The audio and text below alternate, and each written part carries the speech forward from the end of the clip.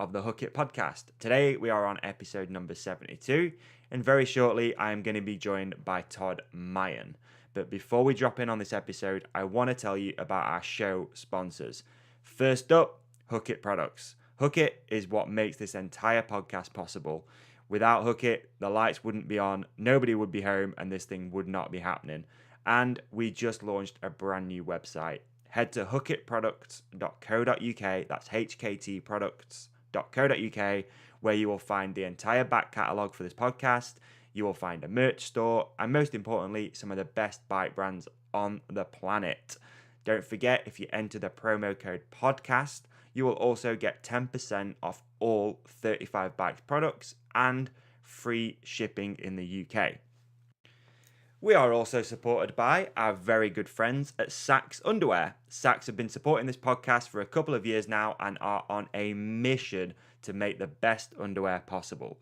If you've never tried Sax before, then you will love some of the features, including antimicrobial technology, they don't stink, anti-roll waistband, no more digging into your belly if you're not shredded. They have flat seams, which means that you don't get irritated from the seams on the inside of your boxer shorts. And most importantly, the ballpark pouch, which is a hammock-shaped pouch designed to stop your nuts and your love sausage from sticking to the inside of your leg. Trust me guys, next level comfort no matter what you are doing. It's chafe-free, whether you're riding mountain bike, BMX, motocross, running, or even sitting here for 4 hours in this chair making podcasts for you guys. Trust me, there is no chafing, no sweating going on right now. Head to saxunderwear.com for more information, or just ask for them in your local mountain bike, running, skate store. If they don't stock Sax, tell them we sent you. Alright guys, that's the business out of the way. If you donated to Project Change at the start of this year, then make sure you have checked out if you are a winner of a prize or not. We donated a bunch of stuff from some of our recent show guests, including signed merch from Ollie Wilkins, Danny Macaskill, a bunch of products, and a bunch of brands got involved and helped us raise some awareness and make some money for a disabled charity. So if you haven't checked if you're a winner or not, if you did donate, then there's a link in the show description to a blog page, and you can see if your name's on there, and if it is, reach out and we will get your gifts out to you in the post. Every episode, if you are new to the podcast, we give away a pair of Sax underwear. All you have to do to win a pair of Sax underwear is leave a review on iTunes or share the podcast in your Instagram story, Facebook, whatever it could be. Tag us in it, share the podcast, and you will automatically be entered to win a pair of Sax underwear. This episode, I am going to choose Ian H58 on iTunes. If that's you, awesome review. It made me laugh. Reach out again, Instagram, direct message, email, whatever it could be. Get in touch and we will send you some Sax goodies in the post. All right, guys. On this episode, I am joined by Todd Meyn. Todd reached out through Instagram, actually. He said he'd been listening to the podcast. I couldn't believe it. Todd Meyn was dropping me a direct message. He is one of the top action sports athletes on the planet right now. Numerous world firsts and a regular on the Nitro Circus World Tour. There's a lot more that meets the eye to Todd. He's a deep dude, businessman, and a bunch of other stuff too. So this is a pretty wide-ranging conversation, and if you are new to the podcast, you will know that this isn't an interview. We'll just sit here and chat, riff, tell stories, and that is exactly the vibe that we're going for. So if you're here for an interview, stop now. Go somewhere else. Find an interview, because you're not going to get it here. Okay, let's hand over to Odub, a little bit of Zeb, and get into this episode. Enjoy, folks. Welcome to the Hook It podcast, endorsed by @Odub_23. Add me, tag me. Follow me. Please follow me.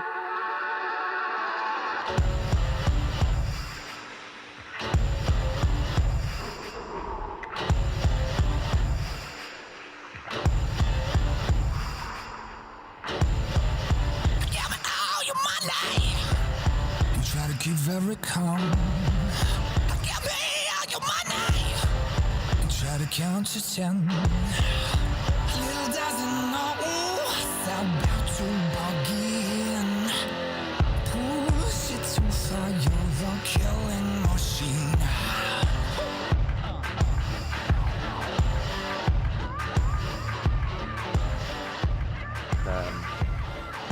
tell me really quick, like, it's early. Have you had breakfast yet? Yeah, I just had brekkie. I had 4 raw eggs and a banana in a blender. That's pretty cool. 4 raw eggs. Doesn't taste very cool, but does the job. Jeez, that's some old school bodybuilding shit. Yeah, breakfast and never really have much of an appetite, so just smash it, get it over and done with. Wow. All right, we're all good. Levels are good. Cool. As long as you're happy and settled. Man. Let's drop in and welcome Cool. to the podcast, dude. Appreciate it. Thank you for doing this at a crazy time of day as well for you and me. Sorry, like I was just saying before we started recording, I now am on a 100% hit rate of screwing up time zones for somebody. So yeah, sorry. As I said, that's right. As I said, it was my bad messing up yesterday and waking up a day earlier. But 24 hours later, we got here.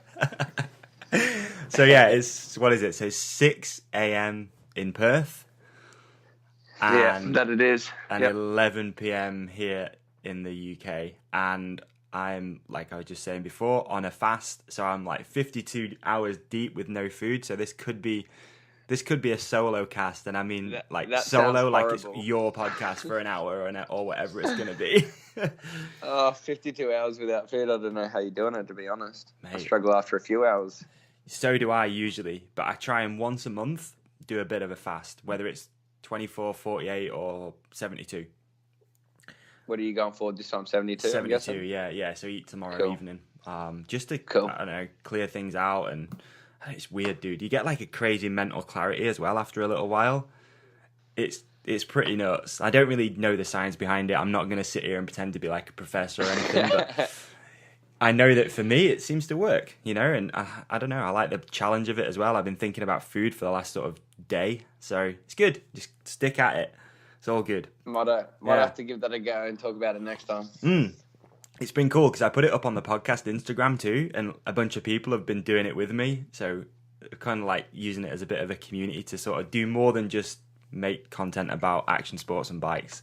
It's pretty rad. Cool. I like it. But yeah, thanks for doing this again, dude. You reached out, a few weeks ago actually on Instagram and just said you'd been listening, which is really still amazing. And obviously it's amazing to hear from people who say they listen anyway. But when it's Todd Meyn and you're like, I'm listening to the podcast, it's really good. I'm like, dude, let's just get you on here.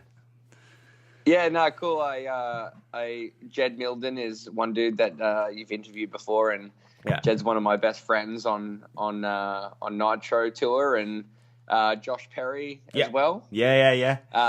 Josh is pretty much a brother to me. I met him when I was 16 years old, and I'm 27 now, so we've been best mates for 11 years. So wow. I just wanted to reach out and say I love your stuff, and here I am now. A feature. Giving it a go myself. Well, it's nothing too difficult. We're just going to sit and chat for a bit. But Josh is amazing, dude. I started seeing Josh's stuff just through LinkedIn. And, obviously then I started learning about his journey a little bit more. And that took a little while for us to lay that down. But, dude, Josh is such an inspiration. And he's like one of those episodes as well that people like take a massive chunk of that away and start applying it to their life. And still, I get Instagram messages, and I know Josh does as well, or emails of people saying, I've started ketogenic lifestyle, and he inspired me and stuff. It's nuts. Like the power of the podcast now, it's like a thing. Do you know what I mean? Like I never dreamt it could be an actual thing. So I'm stoked. Awesome. I'm stoked. Josh, I'm actually going to go see him next month, actually, in North Carolina. So it'd be good to catch up with him. Yeah, for sure. Say hello from me. Give him a big high five. The guy's killing it. That I will. He's killing the game. That I will. So there's a bunch of stuff I want to talk to you about, but it's always good to rewind the clock, I think, and start kind of like from the beginning, because your story seems really good. Like it's really interesting how you've got to where you are right now. So if you could just tell me a little bit like about where you grew up and how you first got into riding BMX. Yeah, so I grew up in Perth, Western Australia. It's a very isolated city on the west coast of Australia. Just like any other kid, grew up in the neighbourhood, riding around, jumping curbs. Took to the skate park and fell in love when I was 14, 15 years old. Started travelling over east to a couple of contests. And then pretty much when I was 14, I traveled to Sydney, and I looked up to this guy called Colin McKay, and he was an Aussie pro living in the USA. Yeah. And I'd watched him on TV, and he was someone that I looked up to, and he was at this contest. And funny enough, he took a liking to me, and we became mates. And I'm only a 14-year-old kid, and I think he was about 23 or 24 at the time. Had a beautiful wife named Kelly as well, and they lived in North Carolina. And at that time, that was the biggest scene in BMX, and he actually invited me to come stay at his house. So it's a long way to go for a 15-year-old to travel across the world to go stay with a random guy. Yeah. Well, for my dad, it was a random guy. So he informed me about this place called Woodward, which is an action sports camp. And he was like, well, if you come stay with me, you might as well make the most of the trip and go to Woodward as well. On the trip, I met a guy at Woodward who was 22, and he was moving to this place in North Carolina as well.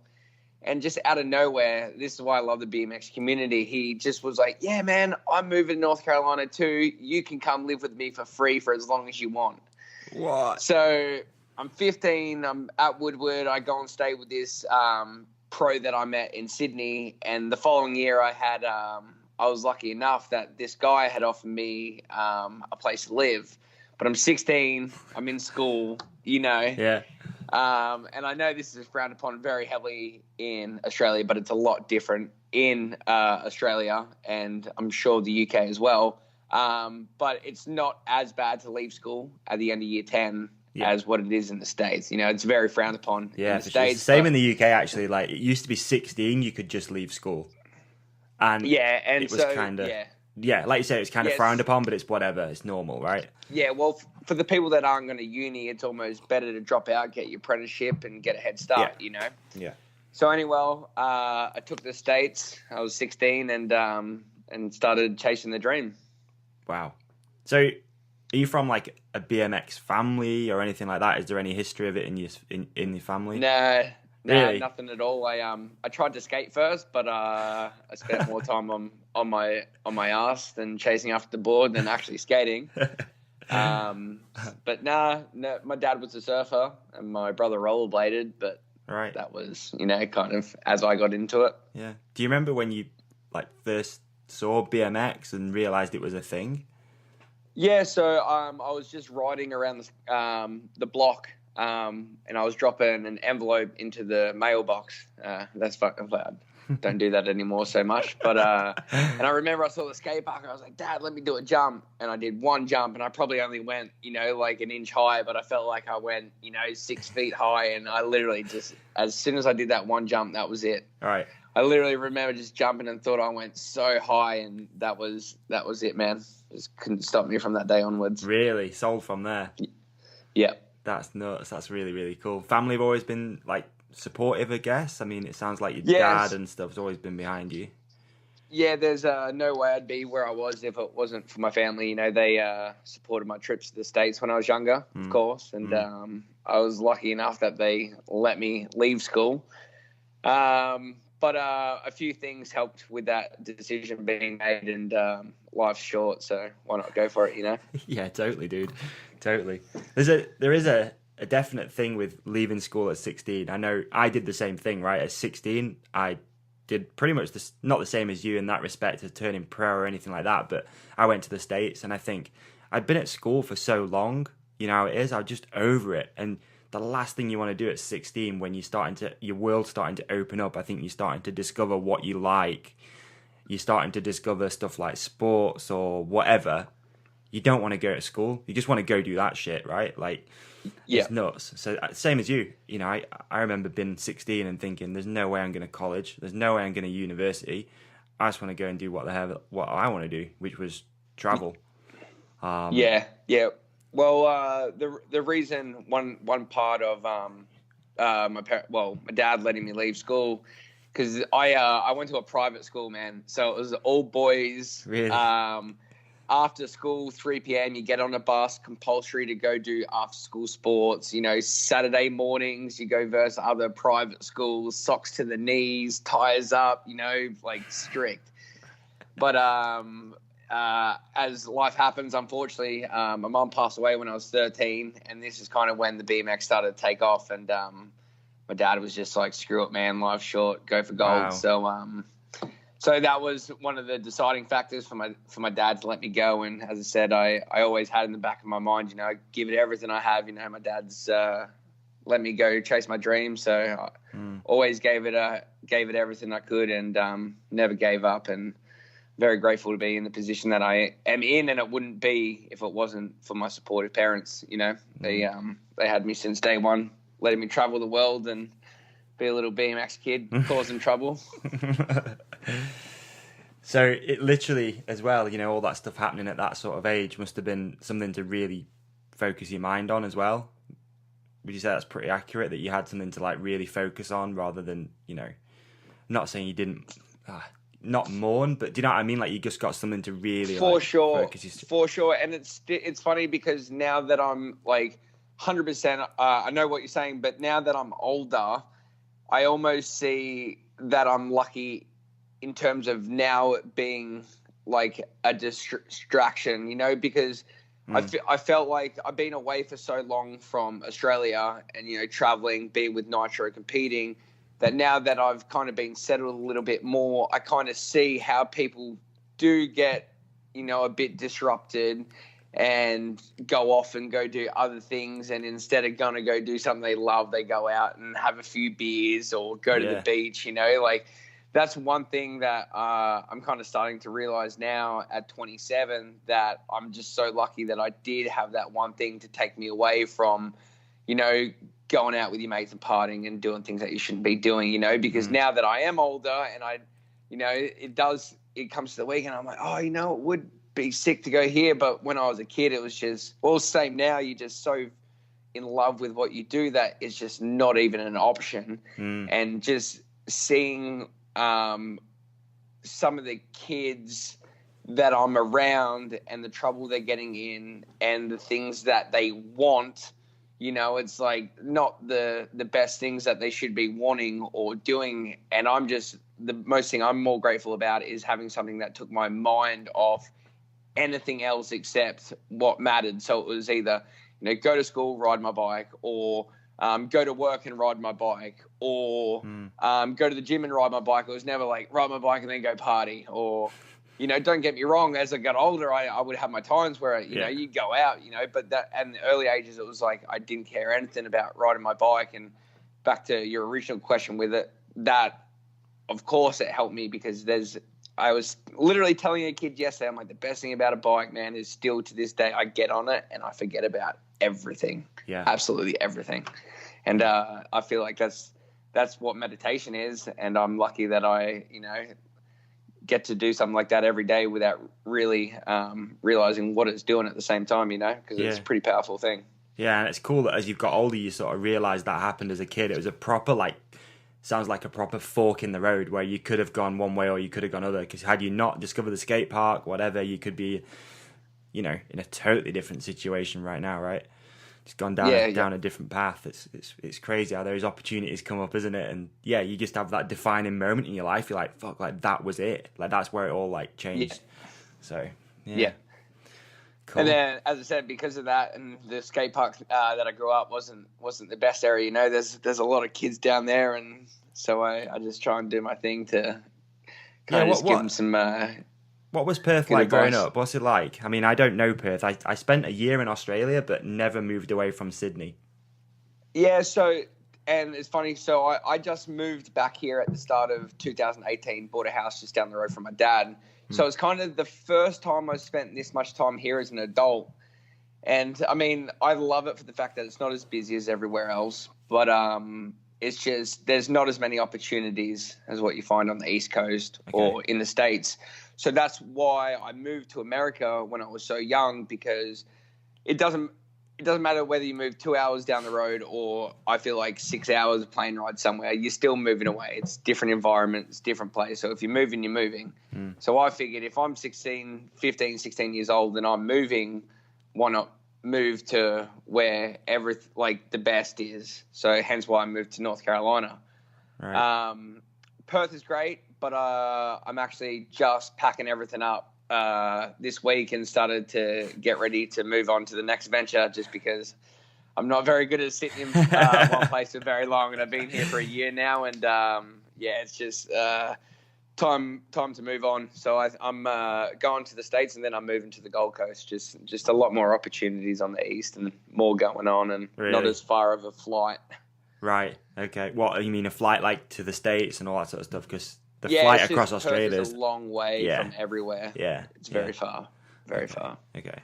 I'm curious as well, like when you said about being young and moving away, how were you like already aware that North Carolina was the hot spot, like the place to go? Or were you kind of naive to it? Because, dude, you were young at like 14 and 15. Yeah, 15. So I knew what North Carolina was. Everyone in BMX knew it was. They called it Pro Town. Yeah. That was the name of North Carolina. And so growing up, you're watching Dave Mirra, Ryan Nyquist, all these guys in North Carolina with these private warehouses, and it's pretty much a dream for any kid to go to.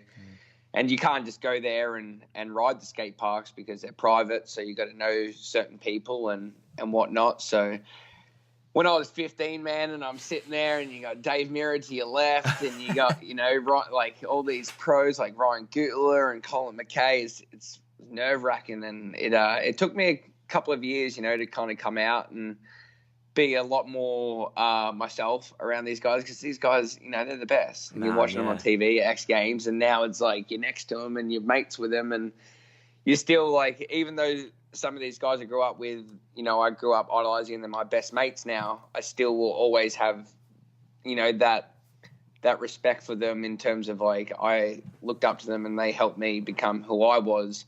So even though some of these guys are my best mates, I still have that, no way, this is crazy. So huge amount of respect to a lot of my friends, and it's kind of wild to see these guys as my friends. How good were you when you moved away? Because it was Colin who saw you at the skate park, invited you to North Carolina, which is a huge thing. Like, I bet it's pretty rare that someone goes up to a young kid and says, you know what, you should move halfway around the world, man. Like, this is a great idea. There must have been something pretty special going on, right? I don't know. I think my riding style back then was kind of what Colin was into too. Right. And so that kind of caught his attention. And then, as I said, when I went to Woodward, it's just there's foam pits, resis, there's just kids riding flat out all day, and there's nothing you can do except progress. Yeah. And you just ride 12 hours a day, every day. And in the BMX community, people are just very open to, come let you stay at my house, let you stay at their house. Like, I meet people at the skate park that are here from Europe and whatnot. And, you're just like, yeah, man, if you ever need a place to stay, hit me up and come stay. And that's the best thing about the community, is it doesn't matter how old you are, where you're from, what bike you ride. If you ride a bike and you're at the skate park, it's like, hey, man, what's up? Like, you got a bike underneath you. Like, it's cool. And that's the one thing I owe to BMX as well, is just the people skills you learn, and just all just the experience from the whole traveling and hanging out with older people. Like, I'm very lucky. Most of my friends were always 5 years older than me, so I always got to learn from their mistakes, Yeah. And they helped me growing up and taught me right from wrong. And I'm lucky to be where I am because of that. I think we had quite a similar experience around the same sort of age, because I went to the States at 16, and that time in your life is where you're doing a lot of growing up as well, right? You're really starting to, like I said before, you're starting to learn yourself, and you have to develop those people skills that you might not necessarily have or get if you just go to university or college and you just, whatever, around the same sort of age people. You're sort of stepping well out of that comfort zone. Like, you're in a foreign country, you've got to meet people, otherwise you're going to be on your own. And it's probably before social media as well, which is crazy, right? To think back. Yeah. Like, you might have been able to send a text maybe, but you have to develop actual people skills and be able to talk to people. And the way I always think about it is, like, it was girls, like, actually going somewhere and having to speak to girls, because there was no social media. There was none of that shit. Like you had, and Yeah. especially in the States, right? Because it's 21 or 18 or whatever it was to go into a club. So you have to Yep. go to the mall and you have to walk up to somebody and you have to physically be like, "Hey, what's up?" Like, it's how do you crazy. do that? Yeah, exactly. Like, I guess kids now are just like, "Oh, I'll find her on Instagram." Yeah, I know. Yeah. Or all these dating apps. I don't know, but that was a huge learning curve that I always tell people. You know, if they're sort of thinking about going traveling at that sort of age, it's like you will learn so much about yourself, and you'll develop a confidence that you don't know you're getting at the time, but you've got to step into it, right? Yeah, 100%. So it must have been crazy for you as well, being around people that you idolize. Yeah, and as I said, I'm 27 and I'm still around these people every day. You know, like it's pretty crazy just with the whole Nitro thing, and you know, Travis Pastrana is pretty like the new school Evel Knievel, you know, Yeah. and it's pretty insane just being around, you know, the best in action sports, and it's just it's a crazy dream come true, and I still get overwhelmed, you know, all the time when I'm sitting in the locker room at Nitro, you know, looking around the room. I was like, oh, no way. Like, these are the people I grew up watching on TV, and now you know, they're here, and we're putting on this crazy live show, and we're in the same group. And no, it's pretty surreal at times, that's for sure. Yeah. I want to talk to you, obviously, about Nitro. Before we get to that, though, I'm really curious, dude. Like, how did your career accelerate from that first step of moving to the States? I mean, how did you go from that to, being sponsored or all that sort of stuff, like comps, etc.? Yep. So when I went to the States at 15, I went to Woodward. I went for 5 weeks. Mm-hmm. So it was a good trip, and learned a lot of cool stuff. And so when I came back at 15 to a contest, I did very well and got second in the pro contest. Wow, at 15. So at 15, yeah. Wow. So the guy that won, Mike Spinner, who's one of my best friends now, he used to be a pro BMX rider.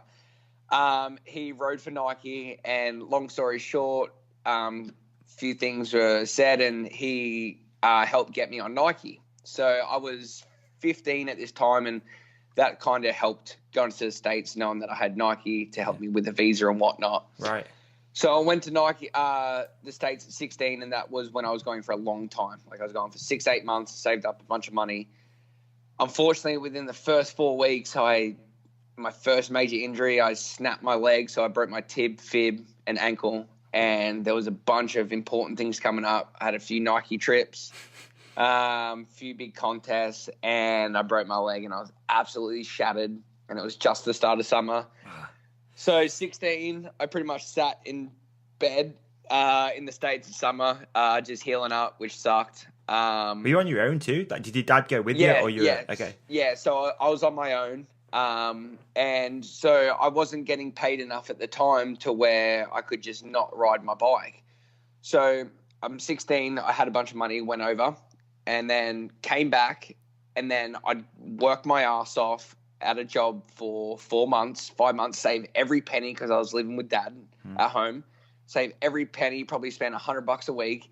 And then at 17, go back to the States with the money that I saved, you know, budget out for trips and hotels and, you know, to be able to hit a contest every month. And then, you know, I'd start making finals at contests. You know, I finally just started making finals at all these contests.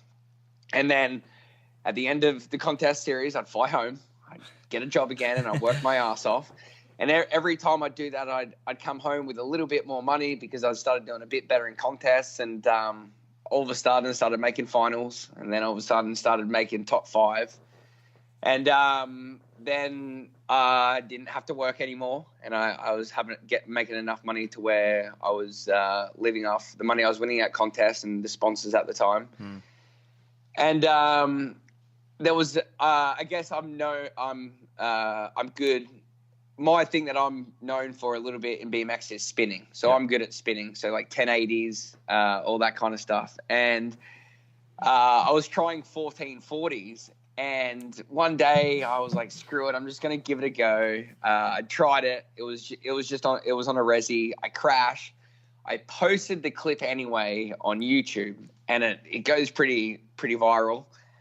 And about, man, I swear it was probably like 2-3 years later, I get a call from Nitro, and they're like, hey, so, and for anyone that's not listening, Nitro Circus, it's the biggest live sports live show in the world. We're all about progressing action sports and doing things that haven't been done before.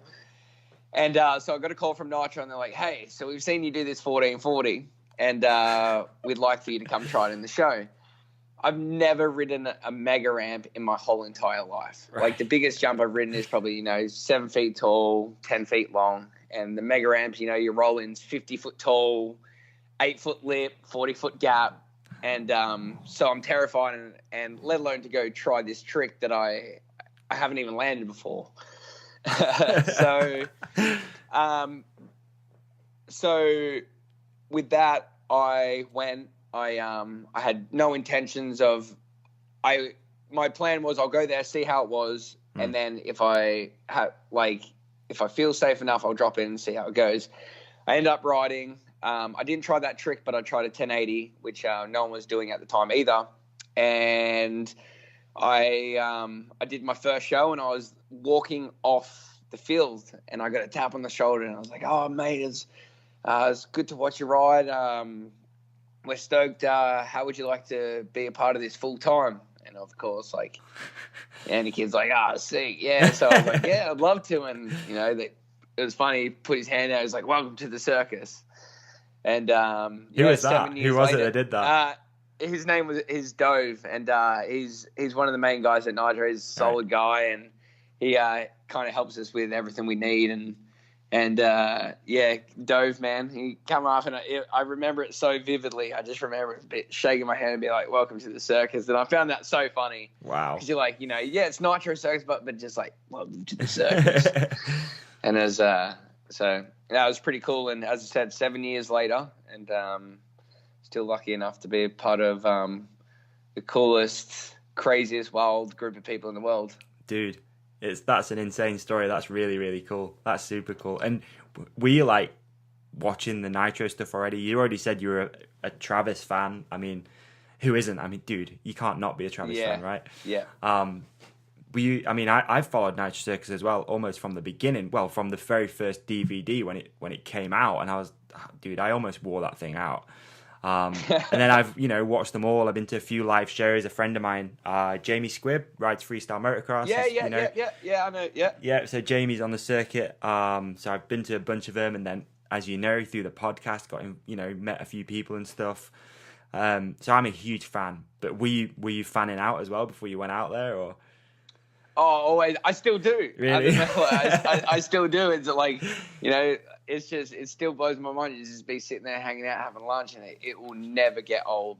And I think that's how most people feel. Like, most people sitting there and it's still like, man, it's Travis, and I always tell people Travis is the new the new school Evel Knievel. And then I've been saying that for the last couple of years. And then I don't know if you saw last year, he reenacted Evel's jumps. Yeah, so he jumped the Greyhound buses, Caesar's Palace. Yeah. Oh man, he's just on another planet. And at the age he's at, and he's been in action sports for, I feel like, forever, because he's been the best since, 10 years old. Yeah. Yeah, and literally. Yeah, 10 years old. Yeah. And he's still out there and just, doing things that people are thinking are impossible, like that double backflip 360 he did on his motorbike. It just doesn't look real, and it's just that at his age, like, he's not that old, but be doing it for that long and still to be the best at 10, and then for what he does to be the best now, it's just, man, like, how can someone go through so much and do so much and just still have the fuel and the fire is what's so motivating to me. Yeah. And it's cool as well how he can just cross over so many different sports. So if he's racing rallycross, NASCAR, motocross, it's just insane. I mean, the guy rode motocross designations, I think it was last year. I mean, you got to be one of the best guys in the world to get a spot at that. It's just insane. Like, what he's done as well, as for action sports and the way it's progressed because of Travis, I think is insane, man. Like absolutely insane. Yeah, that's what I was just about to get into too. Like Nitro Circus is the coolest thing ever, but what Travis is doing for the sport as well with, Nitro World Games and creating these other contests so there's more opportunities for other people and, creating this live show to display the best of action sports, because a lot of people, they don't know really what action sports is, because a lot of the time parents will come to the show because their kids will hassle their parents to be like, Mom, Dad, take me. And then a lot of the time the parents are leaving as fans because they have no idea what they were coming to see. And they're like, wow, all right, I get it now. So that's one super cool thing I get a lot is parents are always like, I came here because my son, but now I'm leaving as a fan. Yeah, that's nuts. What do you think the state of action sports was like before, Nitro came along? Do you think it was declining or do you think it was just maybe I don't necessarily think it was declining. I think that the progression is always moving forwards. Yeah. Just the whole scene in general maybe was a little stagnant in terms of the progression of where it was all going and the future of action sports. And with Nitro, I just think it's created a lot more awareness for outside of the action sports world. So a lot of people that aren't in the action sports scene now, Nitro Circus is creating that awareness. And then not only is Nitro creating that, they're also just with all the new landings and the technology that we have, we're able to do bigger, badder, crazier, higher tricks and come down from, an extra 15, 20 feet and be safer than what we were 5 years ago, coming down at only, 8 feet. Yeah. So not only is the progression getting to an insane stage because of Nitro Circus, just the ramps and the technology for us to come and land on being a bit softer and not killing ourselves every time we're trying to learn a new trick, the progression's just gone to another level because it's just like, I believe when one person does one trick and he's the only one in the world, it's almost like, whoa, that dude's so crazy, which like whatever it is, of course it's insane. He's the only one doing it. So it must be crazy. But then as soon as the second guy comes along and does what the other guy, everyone starts doing it. Yeah. Yeah. Yeah. So I feel like with the Nitro setup and what's going on now and the safety, everyone's just gone out of this boundary, like just pushed the boundary to a whole new level and are doing these tricks that no one ever thought were possible. And now everyone's doing these tricks that no one thought were possible, and now everyone's doing them on a regular basis and throwing extra tricks into them. Yeah. So it's just like, I think every year everyone's like, you can't get much better than this, or you can't progress much better than this. And man, we just started a tour this year, and I think we've done 8 shows, and every show someone's doing something brand new, never been done before. Really? And it's just like, it just won't stop. And I just don't, like no one will ever do 2 backflips, someone does 2. No one will ever do 3 backflips, someone does 3. No one will ever do 4 backflips, someone does 4. And I'm 100% calling Jed out on this, but he definitely says 5 is possible. Yeah. He said he says he's not going to be to do it. Obviously, but he goes, the effort and difficulty would be absolutely next level insane, and it would be mind blowing. He goes, but it certainly is possible. Wow. So where are we at right now with flips? Has someone done 4? We're at 4. We're at 4. Yeah. Oh yeah, of course. It was 4. Oh man, I can't remember his name. Nitro guy though, right?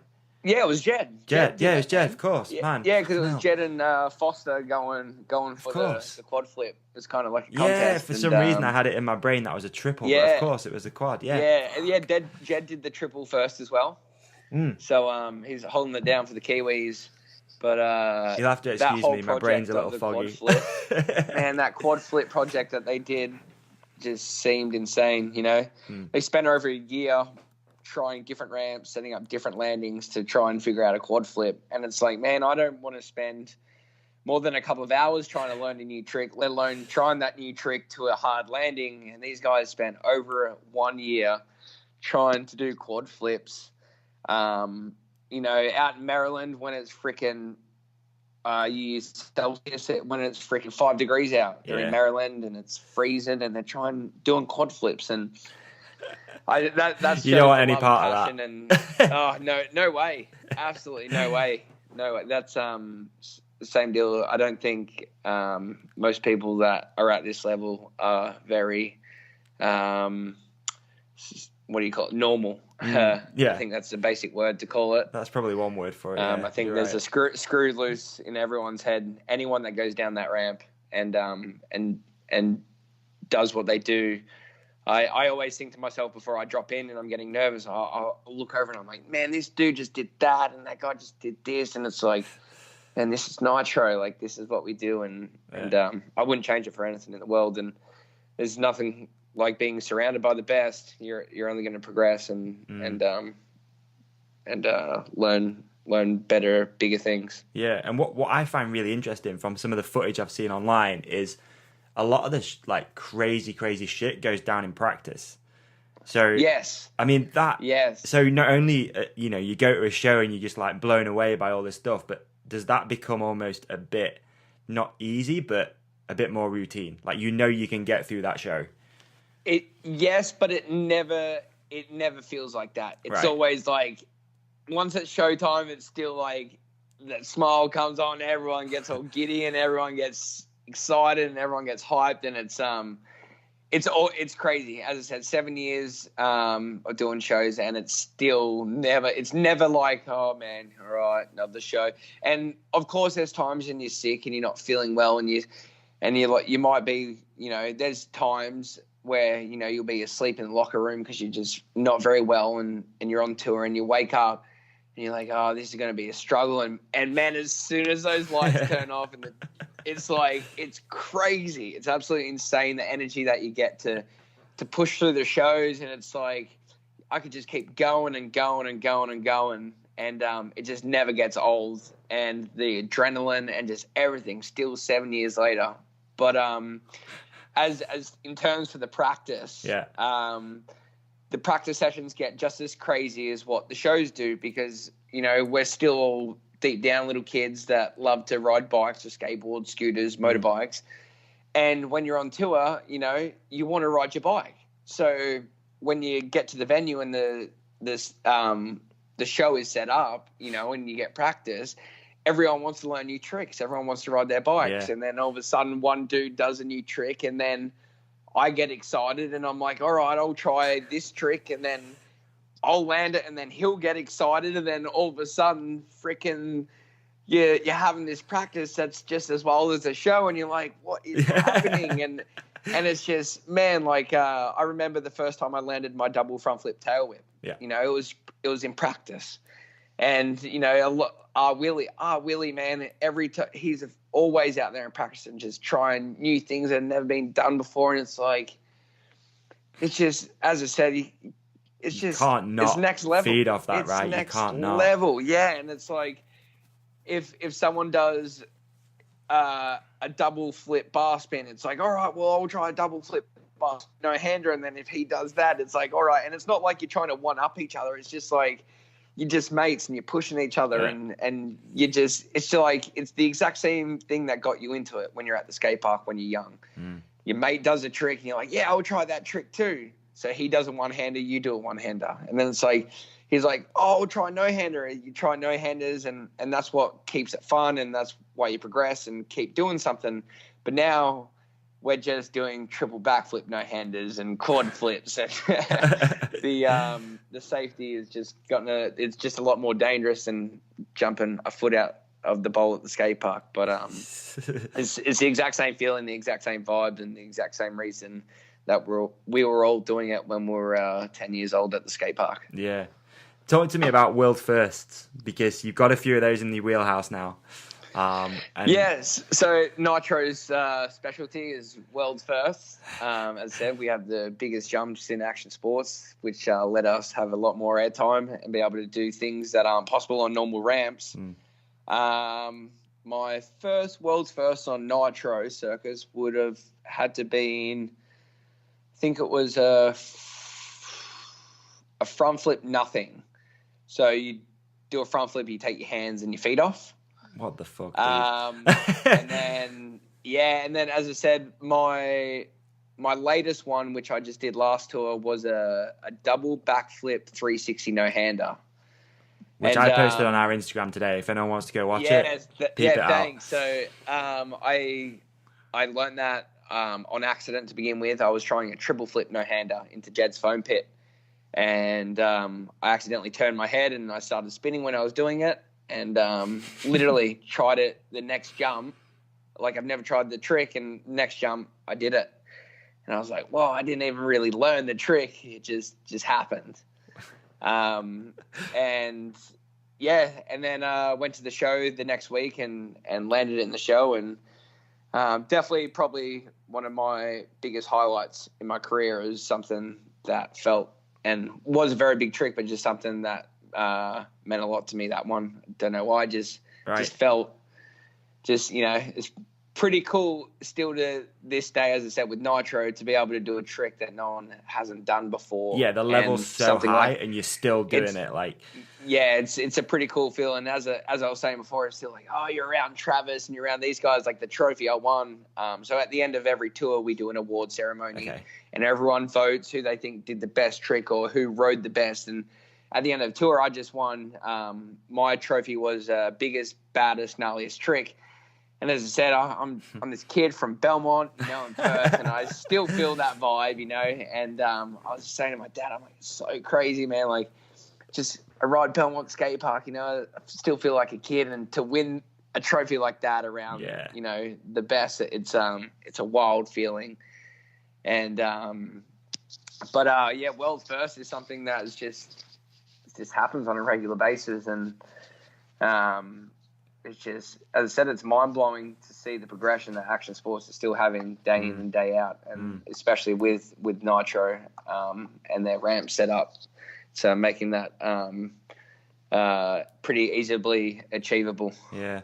How long does it take for you usually to get one of those world firsts in the bag? Like you said, the one we just talked about was like pretty fast, right? Like a week, give or take. How long usually do you go? Like, have you got like a routine? So you go resi, ramp? Is that how you usually work it out? Yeah, sometimes. So normally you will learn a trick. So the really big trick. So it's a double backflip 360, which has been done before. Mm-hmm.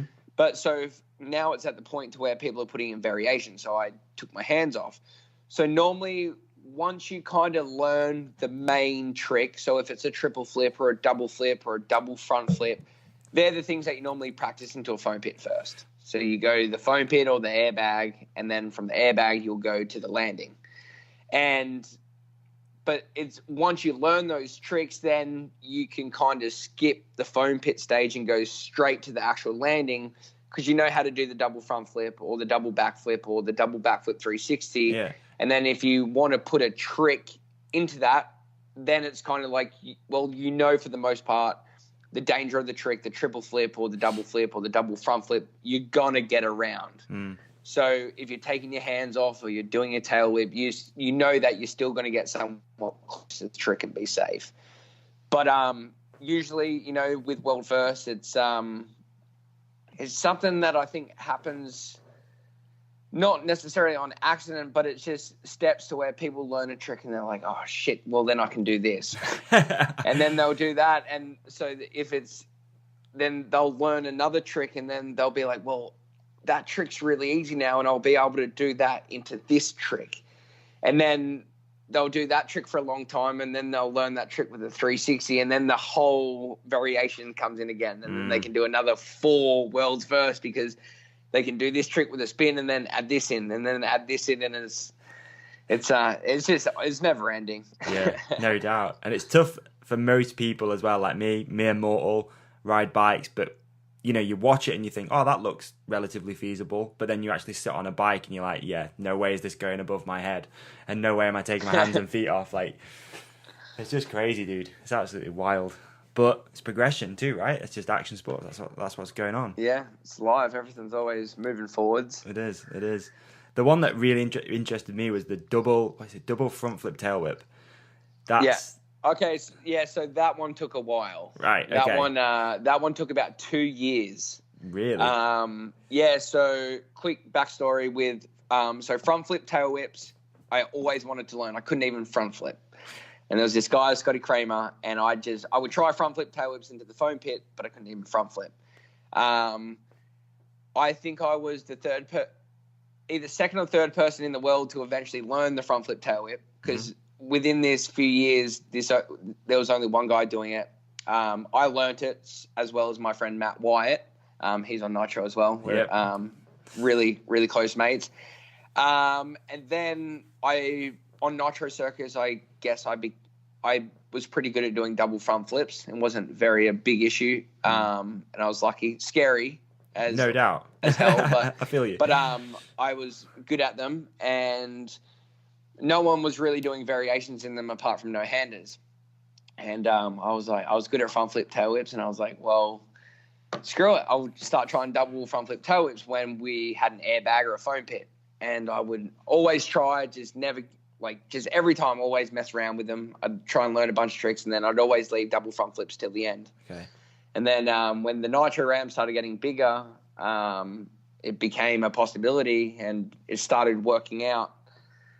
And then, I think I've tried it, started trying it on the ramp for months, and then just getting slammed every time. And then it was about a year and a half, and I was in Japan, and I woke up one morning, man. I swear, I woke up one morning, and I was like, I just had this thing in my head. I was like, man, I've been trying this trick for over a year and a half now, and I still haven't landed it. I'm like, I only get the courage to try it in the shows.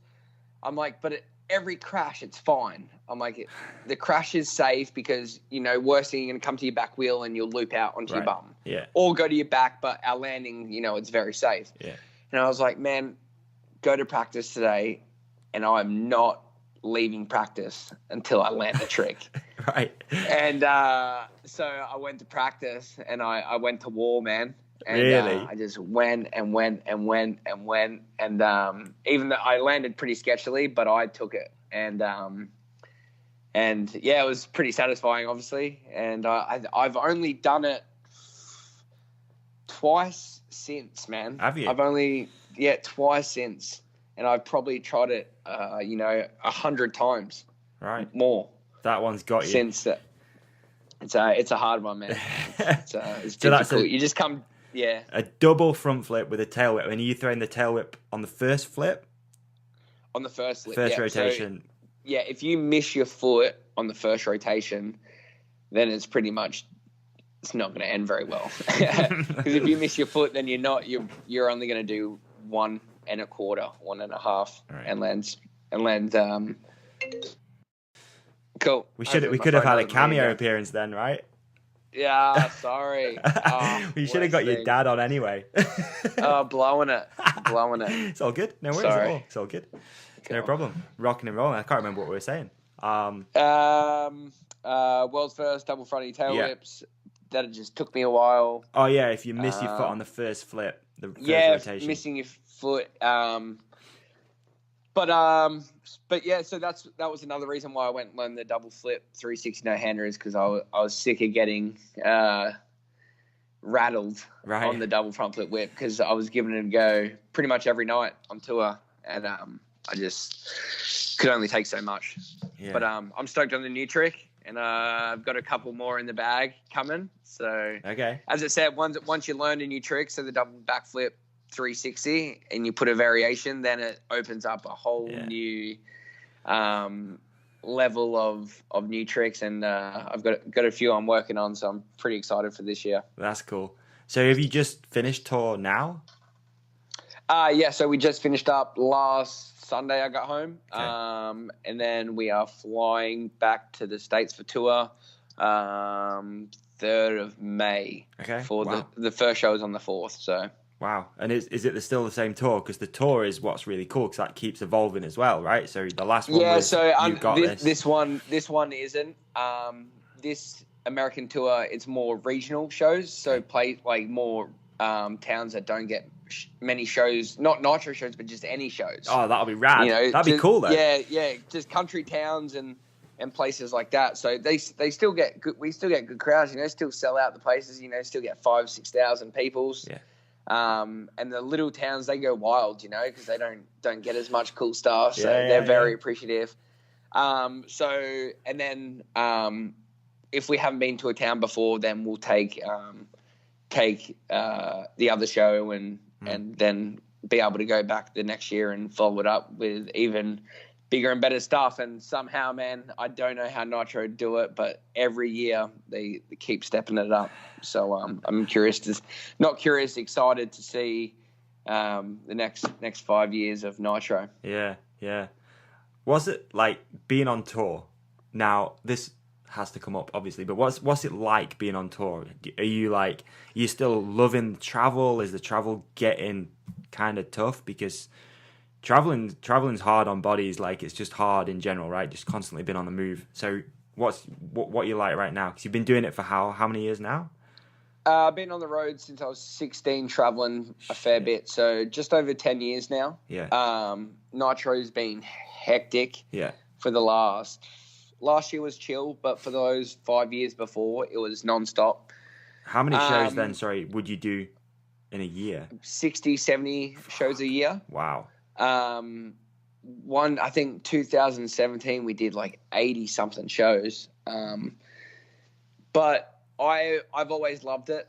I never really had, I've always had a home base, so like North Carolina and that, but I never really felt somewhere that was homey enough to where I was always like, I want to go home. Every time I came back to Perth, it was only for a few months of summer, so it was like a holiday. So I'd come stay with my dad. Yeah. And then it was always like, all right, got to get it out. Not my dad loved having me home, and I loved being home, but it was almost like, all right, time to get out of dad's house, and bounce for a bit. So then I was off onto doing other things. So whether that was going back to North Carolina or going on a different trip just to go ride different parks, I was always like, all right, it's time to go get out of Perth. So I never missed home, because even when I was on tour, I felt like I was doing something and I was occupied and I was doing something that I feel like distracted is a bad word, but something that never made me think about home. I was always just so concentrated on what I was doing, riding, touring, that I never wanted to go home. You have your best mates on tour. You have amazing catering on tour. Right. You're traveling the world. You're seeing all these new places. I'm young. I got I had no chick. And that's why I've kept it like that. Yeah. Is because I just always wanted that freedom to go about wherever I wanted and to hop about, because you never know where you're going to end up. And I always wanted that freedom. So I was always happy going on the road. I still am. I love it. I've been home for a few days, and I could, I'm trying to move out of my house right now. I don't know if I said that at the start. Yeah, I'm trying to move out. You're like fully moving? You've sold it? Yeah, really? Yeah. Well, not selling it, just renting it out, because I've been here for a year and it was good being home, but it's time to get back to it. I'm 27, and this kind of roller coaster isn't going to last forever. So while I've still got the opportunity to move about and do the things I want to do, I'm going to take that opportunity. But I love being on the road. I love being around my mates. I love riding bikes. I love action sports. I love meeting new people.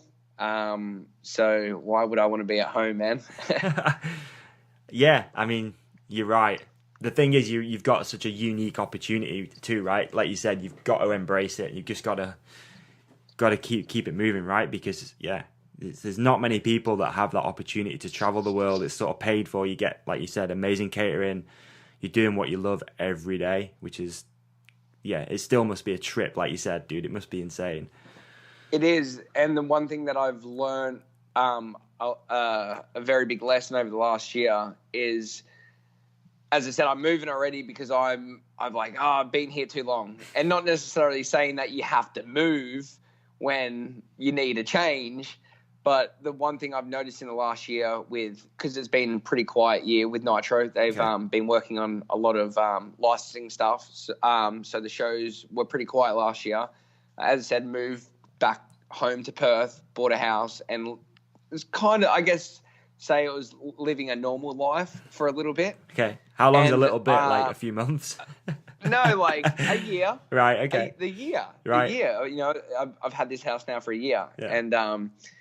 and I just think the most important thing is just always changing it up. As I said, not moving, but just trying new things, new hobbies, new relationships. That goes to just new everything. Just always switch it up. Different food, different environments. You know, I just think that's the most important thing because I see myself, you know, getting a little bit not overwhelmed, but just I feel like as soon as I'm not doing something new or not going towards a certain goal, you do feel stuck, and it's what's the word? It's always important to move forwards, do new things, and set new goals. And that's one thing I've learned a lot this year from being in one place a lot. So my advice is to just switch it up, always do new things, and do things that make you feel uncomfortable. As I said, I've been in this house for a year. It feels awesome. I love being down the road from my dad. And I'm like, why am I moving? Should I be doing it? But I know, like, I love that feeling. I love doing stuff that I'm uncertain about because I feel like when the best opportunities come is when you do something that you're not sure that you should do, or you're not sure where you're going. And so that's my advice, is do things that you don't know what's going to happen on the other side, as long as they're positive things, of course. Yeah, of course. And even if you don't know where you're going, but you want to take a step anyway to move somewhere, do it. Because as I said, now that I'm older, thinking about taking certain risks and things that I did, moving places, that as an adult you think, no way, like, why would you do that? Or like, that's so much risk, or you know, that takes a lot of money. But when you're young and you don't care if you're spending every cent you have on all your contests and making $0 because you're doing what you loved, you know. Because looking back now, I was like, man, I worked my ass off for 4 years working this job and trying to make it. And I spent every cent traveling to contests and not making finals or anything. But looking back, like, I loved it. And I never thought twice about spending $2,000 on a plane ticket and $500 on accommodation to go to a contest in Europe and only just make finals and make $100. Because to me, I made finals and I made $100, you know? Yeah. And then, so... But if it wasn't for that hard work and that determination, then you wouldn't be where you are right now. It's all a journey, isn't it? Right? And that's what I tell people, is if you want something, you'll find a way to do it. And now I'm 27 and there's other things that I want to do. And I'm just going to take the model that I did from when I was younger, working a job and investing in what I want to do next. And so if that means having to get a job in a few years to work to be the next thing that I want to do, that's what I'm going to do. You know, like I'll spend the money that I earn from that job to invest into the next thing that I want to become, because to me, that's what makes life exciting and makes things happy. Like, I don't care if I spend every cent I have making from this job from trying to make this other career works, because that means when I finish this job, I'm excited and I'm trying to do something else that I'm passionate about. So then I'm constantly pushing towards a goal, and that keeps me excited and lights the fire and makes doing this other job and working this other job to save this money to invest into this worth it. And that means you're doing that for a reason, and you're just not going to work. Yeah, you're not just going to work to get a paycheck and pay your bills. You're going to that job so you can get that money and then try and put it into this goal so you can get here. And to me, that's exciting, and that's my push. For sure. There's so many people though, man, that fall into that rut of just, I'll get a job for a year, and then next thing you know, 10 years down the line, you think, what the fuck? Why am I still here doing this shit? Yeah. I hate it. You know, it's crazy how many, and you know, it's not cheap to do a lot of hobbies, like, you know, whether it's maybe BMX or motocross or whatever it might be. So people get into that job and just live for the weekend, and it's the worst thing ever. I mean, similar to you, man, like I've always really tried not to fall into those traps. I've always tried to do something I enjoy. That reason every morning to get out of bed, because you just fired up, like today's going to be sick. You know, like, you know that you're doing what you want to do, not just making money for some guy you don't even like or girl you don't even like. Is that why you started? You've got an airbag company too. Yeah. So, and that's, thanks for bringing that up, because no, we need to promote this. I was going to say, so like, you know, I'm lucky enough I don't have a job and haven't had a real job since I was, you know, 19 years old. But I've started an airbag company, and I set my alarm for every morning, 5 a.m. I wake up and I read just books about certain people, habits, other businessmen, other successful people. And, you know, I go to the gym, and then, you know, I come back and I just work on my airbag company. And as I said, you know, at the start, nothing's happening. You're waiting for emails and this, and then all of a sudden you get one email, and then it's cool. And, you know, that whole week was worth it. And then, you know, a couple of weeks later, you start getting a couple of emails a week. And then, you know, but the money that I'm getting from other places, I'm putting into this. And, you know, it's exciting to be putting something from one thing that you love into another thing that you love, and watching things grow. And that's what's exciting to me, is watching things grow. And for me in action sports, to be able to make a product that helps people be safer and progress at doing what they love, it's a win-win. And I'm pretty excited about it all, actually. And it's going really well. So I'm pretty stoked to be going on with that. How long have you been doing the airbags? It's called Double D, DD? Yeah, DD airbags. DD my dad airbags. Always, growing up, my name TODD, and Right. for some reason I just got the nickname Double D growing up. And my dad said Double D one day, so I was like, I'll call it Double D bags. But I worked on it the whole of 2017, just the products, testing the products, making a line more so than because a lot of people want airbags, but it's so overwhelming. You know, there's so many materials or designs or this and that. So my company, DD Airbags, we've provided a couple of lines of bags. So there's your standard box jump blow airbag. You've got your sender airbag, so the flat airbag to learn your tricks onto. There's a couple of different sizes, and as well as ordering whatever you want. And our goal is just to sell them at the cheapest price on the market. Right. And we ship them around the world for free. Wow. And as I That's said, aggressive. my thing, I like it. my thing, as I said, it's cool. It's everyone wants to start something, and to be able to make a product for action sports and to be able to sell it at the cheapest price on the market at this point, and get little kids stoked, and to be able to, you know, hopefully get more people into it. As I said, it's a win-win, and that's something that I wake up and it drives me every day to not only ride my bike, but then to work on this company on the side. And as I said, so, you know, I'm riding, and then when I'm done this job, then, you know, then I spend all my time trying to build something else. Yeah, and that's what keeps me excited. And if I don't have that something else, then I'm nuts and I suck to be around, and I just go crazy. Yeah. I can't sit still. My mind goes wild until I can find something that I can wake up and give 100% attention to. Otherwise, I feel like I'm wasting time. Dude, I am exactly the same as you. I feel you 100%. I've always got to have something going on, and it doesn't necessarily have to be a hustle or a money-making thing. It just has to be something to put your energy into. Like, I suck at sitting down and just watching TV or whatever. It's always like something happening, notebook next to me, making just something, you know? It's crazy how some people are like that there, and some people are the absolute opposite of that, and they're just happy to sort of coast through. So it's mental. Isn't it? Yeah, as I said, a lot of people are always like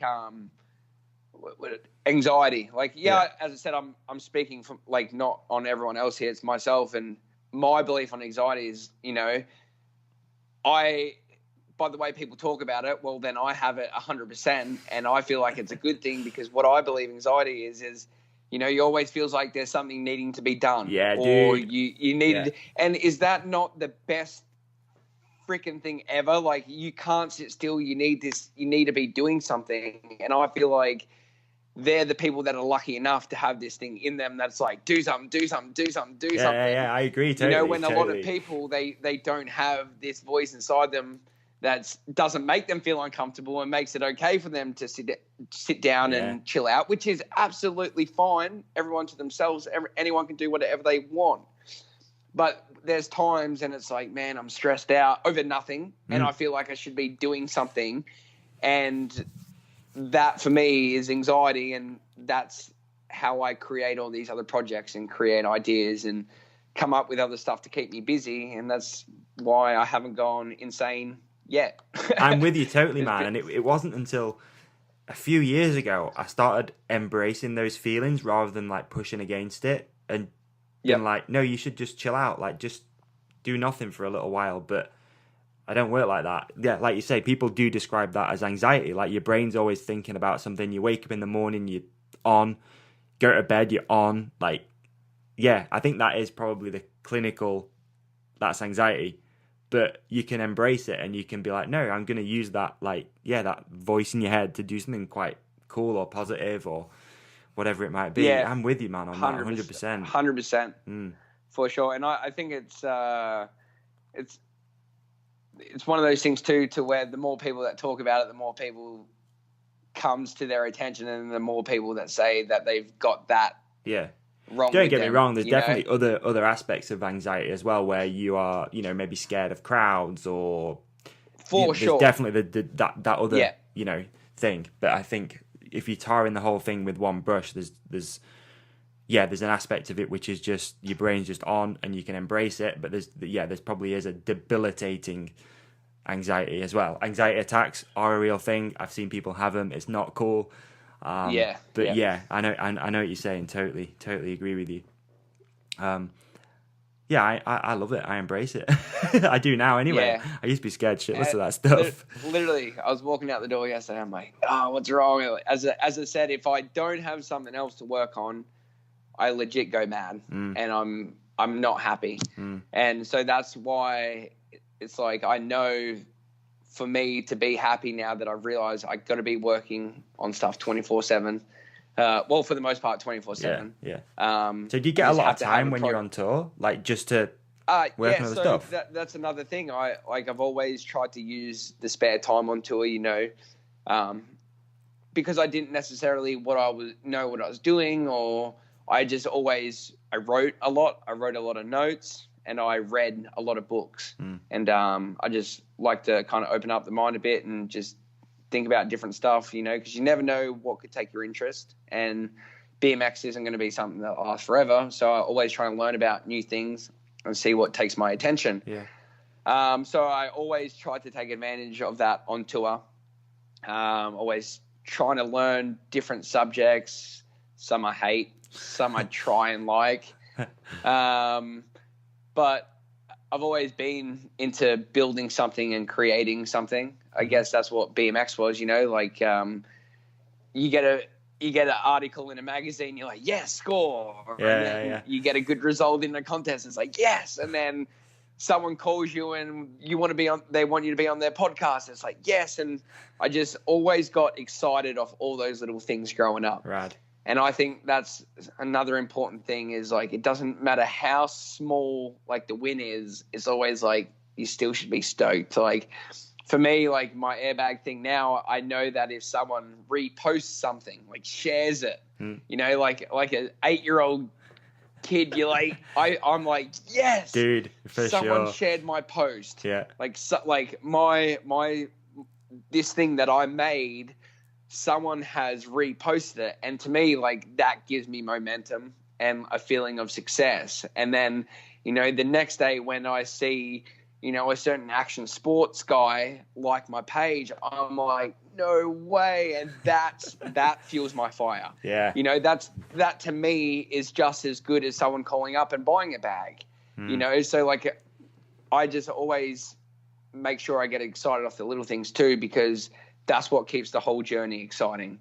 you know, because if you're waiting to win that contest, or land that trick, or it takes a long time. So you gotta get excited about the little things, because if you only get excited about the big things, it's going to be pretty excited to stay, on that level, because it's you can only get to a certain point to where those things come very so often. So enjoy the little things, celebrate the little things, and see those little things as big things, because it's momentum and it adds up to then be something big. Yeah. And I'm with you, and that's man. why I just tell everyone just to never stop pushing. And it's I tell kids at the skate park, I'm like, just do that 360 40 times, and they're like, yeah, but I can do it.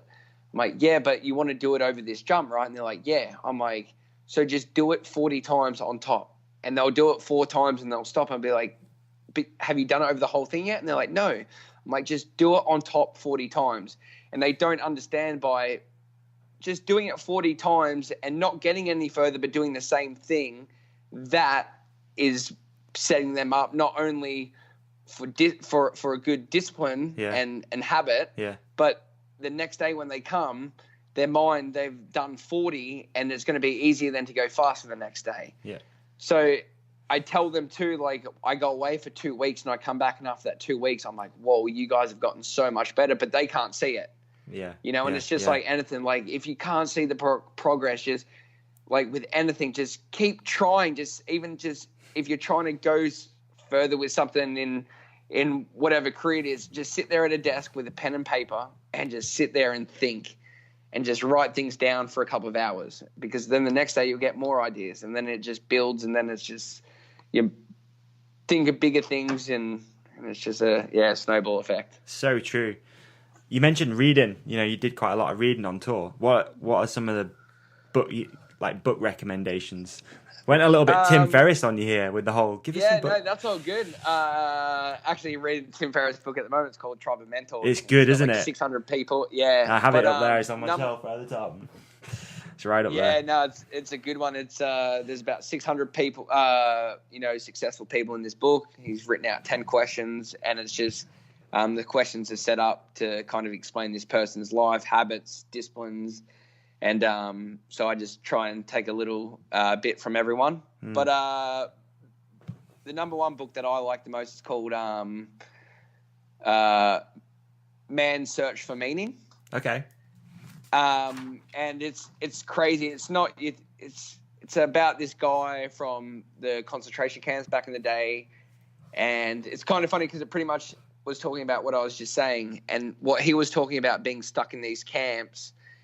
And you have to keep looking forward to, the positives and the outcome, and seeing the good in everything, because he talks about his success to surviving these camps is always seeing the good in everything, and always thinking the best and positive, because he just talks about one bad thought in a place like this, and it's just game over. And it's just this guy and his long journey through these camps, and he ends up getting out, and just all the backstories. And as it talks about, the main thing I took from the book is it's someone's meaning can change time to time, hour to hour, day to day, and it's whatever is most important at that time in that specific moment is their meaning to life. And it can change day to day,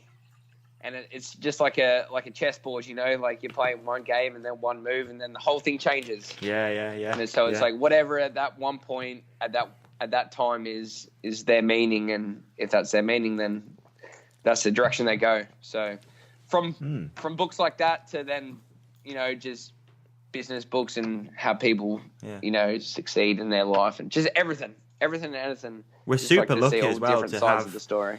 We're lucky to be in this generation where you can listen to podcasts on the move, and you can get audiobooks or whatever it might be. I mean, it's just, we're so lucky to have that. And I know for me, from my own life, podcasts for sure, dude. I remember the podcast I was listening to, which totally changed my life. 100%. It would just put everything into like a box, and I could just fully understand it. And I was like, yeah, what I'm doing isn't me. I'm not happy. And I just made a switch. And now, you know, it's opened up this access to so many cool people, like Tim Ferriss, for example. You know, keeping an eye on and listening to that sort of stuff makes such an impact in your life. I mean, I was super naive when I was younger, I think. I had no idea about all this stuff of, you know, these amazing people that were out there writing books. I used to fucking hate books, dude. I'd never read a book in my life, right? Never. There's no way, you know, look, 10 years ago, I'd have picked up a book. But now, I'd rather read a book than watch TV half the time. Yeah. You know, I'd rather listen to a podcast than watch TV, that's for sure. And I'm always trying to surround myself with positive stories and inspirational stories. And like you just said, like learning about people's experiences and stuff. And it's so powerful. You know, I love Tim Ferriss's podcast. And Jocko Willink as well. I think he's got a video which is about saying good after everything that happens. So no matter what happens, you're just like, good. It's a good thing that's happened because, you know, I've got to deal with it. The trajectory of my life might change. It's all good all the time. I'm going to read that, I think. I'm going to make a note for people listening. I'll put a link in the show notes as well.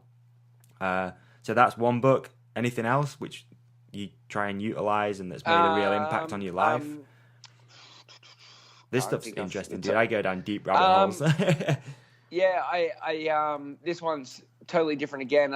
It's called One Good Idea, and it's this book, and it has it's on Instagram, Snapchat, Twitter, Uber, Vimeo, just all these different companies, and it just tells you how it all started, right? How the idea came into this whole limelight, and it's super interesting, and it's just mind-blowing the way stuff takes off, and it really does just make you think. It's like, man, like if you got an idea, just go with it, because you never know who you're going to meet, who you could talk to, who's into that thing that didn't have this idea but want to help you fund the idea. And it's just, that's why I say to people, I'm like, man, if you have an idea, just go for it, post about it, make YouTube videos on it, just put it out there. If you love it, live it. So true. Perfect segue as well, actually. I wanted to ask you about two things before we move on to some listener questions. First thing, actually, let's just go back a little bit. Injuries. You had a big injury in 2013, if my... 2013. Yeah. So for people listening, dude, can you tell me a little bit as well about the injury? And again, you talk about forks in the road with your career. That must have been one which was like, life's too short as well, right? Yeah. So it was my first tour on Nitro, and I'd done about 3 shows, and it was an off day, and we're just riding the skate park. And I was doing this one trick over and over again, and I was just going back and forth, and I was like, all right, one more, and then I'm going to stop. Ooh. And never one more. So I went to a 720 bar spin, so 2 full rotations of the bike, and then you spin the handlebars at the same time. My feet came off. I went above the bike landed. I came down chest first on top of the handlebars and snapped my sternum in half. And long story short, ended up in hospital. It was a centimeter away from puncturing my heart. And I ended up getting a plate and 4 screws put in there. And man, I got so lucky somehow, because I got out of hospital and I was moving. I was fine. Really? Like, you know, I heard people crack their sternums and, you know, they can't freaking get out of a chair for 6 weeks or drive a car. Or, man, I swear to God, I got out of hospital, got to my hotel room, put my stuff down and went for a run. No way. Like, yeah. And it's one of those things now to where I didn't really take into consideration how crazy the injury was, because you're young and they put 4 screws in a plate back in, and you're walking around, so you don't really think about how serious it is, you know? Jesus. So, yeah, I rode 8 days later, and then competed at a Do Tour 3 weeks later, and then did 3 contests back-to-back from that weekend onwards. What the fuck, man? And as I said, like, a lot of people, they bring that up. They're like, they're life-threatening, and I'm like, yeah, it was crazy, but I just never thought about it. And I think that's the thing anytime with getting hurt is you don't think about how serious it was or, how long, or how bad the injury could be. Your instant thoughts is how long until I can ride again or how long until I can get back on my bike? Can I ride again? So I just never really thought of injuries in a serious way. I just thought, all right, how long do I have? How long until I can get back on my bike and start riding again? And I've just always listened to my body instead of the doctors. So, which obviously I'm not telling everyone to do. But when they say 4 to 6 weeks and you're 21, it's not 4 to 6 weeks. Nah. It's, you didn't even wait 4 to 6 hours. You were out running. Yeah, nah, man, you are good to go. So, I just always listened to my body and was smart to some extent with it. But that was an injury that was very serious, but lucky enough that I didn't think about that, which stopped me from going hard when I got back on my bike. Okay. Because it stops a lot of people having serious injuries and thinking about the consequences. But I guess when I got hurt, I was just thinking, how long until I can ride again? And what, unfortunately, is going to suck and am I going to miss out on? Always first thing I'm like, shit, what am I going to miss out on? That's the first thing I think about. I swear. Amazing. That's heavy, man. That's heavy. You mentioned as well about listening to your body. Tour must be hard. It's hard physically. It's hard mentally. What do you do to keep your body and your mind in check? I'm very good with my eating and training. So right. Since when I broke my leg at 16, for the first time, I experienced what a lot of sports and fast metabolism did, because as soon as I stopped, I gained a bit of weight. Like I got home and my dad was like, buddy, so you get a bit chubby. So I started the gym when I was 17, and pretty much from 17 till now, I have gone to the gym, every day I go to the gym. Really? On tour, every day I wake up. If I've got a flight at 5 a.m. and I know I'm not going to get in till 5 p.m. in that place and I'll be wrecked, I'll wake up at 2 a.m., get a gym session at 3. Wow. So then I can get on the flight and fall asleep. It's just, I just know how powerful it is mentally, physically. So as long as with that, I eat very healthy. I was just telling you before, I don't know if we're recording, but for breakfast, I do, between 4 to 6 raw eggs in a blender with a bit of baby spinach and some more scoop of protein and a banana, and I just smash that back. So it's crazy how much I noticed from 3 days of not training and not eating clean, how sore I am and how much harder it is to get out of bed. Okay, yeah. And that will keep me doing this for the rest of my life, because when I was younger, I always was like, I've always ate so good and trained every day and I've never seen a difference. But that's because I was so young anyway that you don't really notice too much of those benefits because you're young, your body's still growing. But now anyway, as an adult, as soon as I have a couple of days off and I don't go to the gym and I don't eat good, I can't get out of bed at 5 a.m. I feel like shit when I get out of bed. I'm not in a good, I'm always for the most part, in a good mood, but I'm not as stoked as what I normally am. Yeah. Right. And so that, when I eat, for now, I have to eat well and I have to go to the gym because I just know the overall effect it has on my life. Yeah. And again, that's something you just grow into. Perry would be stoked hearing that. Yeah, for sure. That guy's an animal. He's a savage. Yeah. What's the normal gym session look like? Are you do a lot of strength and mobility stuff? I go through stages. So At this point, I'm going to the gym twice a day. So I'll do in the morning a weight session, and then in the evening I'll do either a bit of cardio, stretching, swimming, kind of recovery session. Okay. I normally go pretty heavy with training before I go on the road. So I'm home now for the most part of the next 4 weeks. So I'll go hard, eat super clean, train super hard, ride every day. Right. So then when I'm on the road, I still eat very clean, go to the gym every day, but I just go a little bit insane that I can't cook and eat the things that I want to eat. So I make the most of it when I'm at home, and I make the most of it when I'm away. But typically weights in the morning, cardio in the evening. Okay. And you do your weight session on just that shake as well?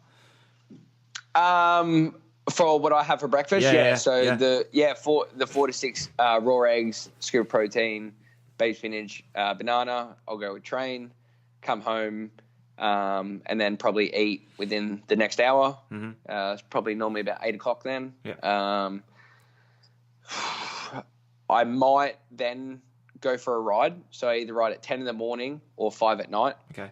So if I don't ride, then I'll just work on my airbag, and then eat again about 4, go ride at 5, come home, eat, and then go do cardio at the gym, and then go to bed. Sounds sweet. But it just depends. If I ride in the morning, well then I'll go do cardio straight after at midday. Okay. So pretty much I'm working out from 5 to 12 because I work out, ride, then cardio. Yeah. But then if I ride at night, well then I'll train in the morning, eat, hang out to lunch, then go do a recovery cardio, and then I'll ride at night time. It's a little bit backwards sometimes, but right. It keeps me sane. I like it. Makes me feel good, so I don't care if it's wrong. I love it. I love it. Amazing. That's rad. What is your take on... I really like this question because I just find it super interesting. Social media and vlogging, because I noticed you've done some vlogs in your time. They seem to have tailed off a little bit over the last sort of year, I think. Is that? Would you say that is accurate?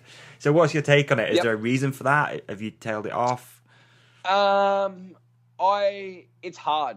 It takes a lot of work. It's not as easy as what you think it would be.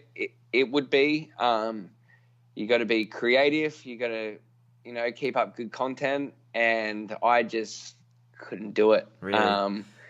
It's something that me personally, if I'm going to do something, I'm all or nothing. Mm-hmm. I'm not going to do it. As I said, I go to the gym every day. I'm not going to go to the gym 4 days a week and then eat clean kind of for 5 days a week. If I'm doing something, I'm 100%. So when I started the vlogging thing, I'm like 100% every third day or whatever it was. And I just couldn't keep up. And I found myself filming more than I was enjoying the places that I was at, because a lot of the time I was filming on tour, and I got sick of looking through the camera lens, man. And I was just stressing all the time. Same deal, that anxiety thing. Yeah. I was always like, I'm missing this shot or I'm missing that shot, and I was running away and I wasn't enjoying myself, and I didn't like it. I wasn't liking it, so I stopped it. That's interesting, because it's crazy how so many of these athletes. I mean, Willie's a good example. His he kills it. Vlogs is huge. I mean, it's astronomical views on it as well, but it must take up so much energy and time, and constantly thinking about it. Like, I need to film that. I need to film that. I need to fucking hell, dude. I'd struggle really, even with my life. Willie, man.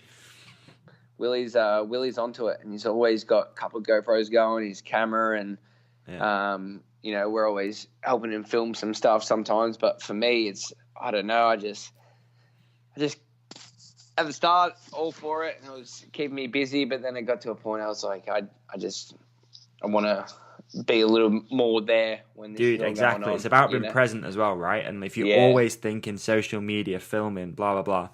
A friend of mine told me ages ago that apparently your brain doesn't remember stuff if you've seen it through a phone screen. If you've recorded it, it's almost like a default setting. It's like, I'll remember that because I can look at it on my phone later. Do you know what I mean? Like, and I've thought of that ever since. I'm like, I don't want to be constantly just looking through this freaking thing. People get wrapped up in it as well, man. That's crazy that you said, like, if that's true. Yeah, there's some. There's definitely something in it. Yeah, there's definitely something in it. Sure, though, even when I film, even when I'm filming a trick, I'll always like put it on the spot, film, and then still look up and kind of look at the top of the screen. Okay. So I'm not missing it. But I hate filming. Just stick to doing. Yeah. Awesome. All right, should we do we'll do a few listener questions. I know I want to be mindful of your time, and cool. We got quite a few actually, dude. There's some goodies as well from what I remember. Okay, let's have a quick look through here, bro. First listener question. Let's do Josh Perry. It only seems relevant, cool. right? Josh Perry sent a question. Who's at Josh Perry BMX on Instagram, and if you don't already know people, he came on the podcast a few months back. What is checks in the mail all about? So it's just funny. It's like back in the day when checks were more popular than anything else. It's just like anytime growing up as a kid, everyone dreams. Me and Perry dreaming of being, professional BMX riders. And I was 16 years old, and me and Perry were sitting on the couch, and I was dealing with my Nike contract, and he was next to me dealing with his, I think it was Eastern Bikes contract. Right. And we were organising it was just all the contract stuff, and it was, I think it was off a movie or somewhere. He's like, yeah, man, checks in the mail. And this was like, and Nike was my first paying sponsor. And I think Eastern was Josh's first too. So we're both there like young, like, yeah, man, checks in the mail. So, yeah, as I said, me and Perry's like a big brother to me. We've been super close since cool. that day on the couch, 16. That's when I was crazy. 16, talking about checks in the mail. That's cool. Good story. There's a second part to the question too, actually, which is really good. What's it like living beyond the goals you set when we were kids?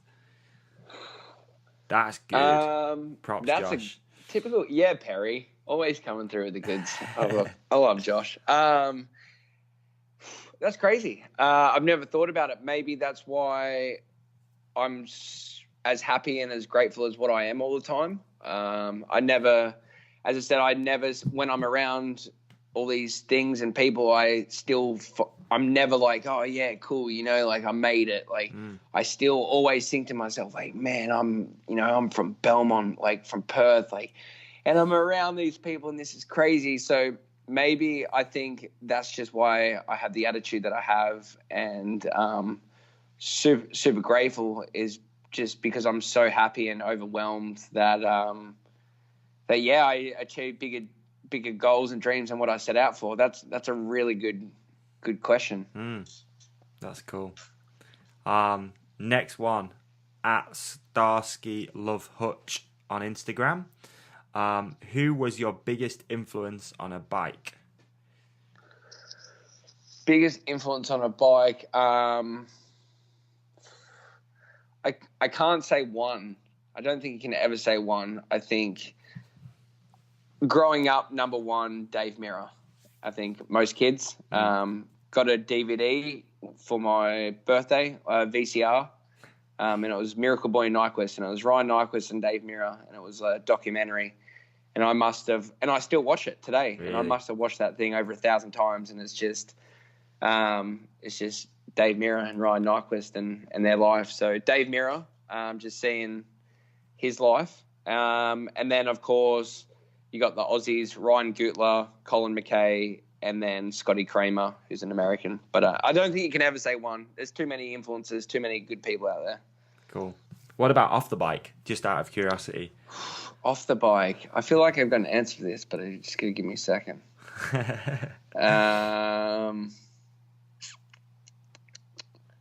Off the bike. Am I off the bike? Yeah. Might have to think about that one a little bit more. Right. I don't want to give something yet. We'll come to it. Okay. This is a good question too. At Rob Stead Pedals Backwards. I hope I've got your name right. What's the most ridiculous thing you've seen on tour behind the scenes? Oh, I saw this one in your comments. Man, just there's some dumb things that people decide to do, but a lot of stupid tattoos. Have you got any yourself? You tattooed? No silly tattoos on myself. I'm trying to think dumbest thing behind the scenes. Far out. Shit, that's hard. There's so many, but so many have combined into one that I just can't think.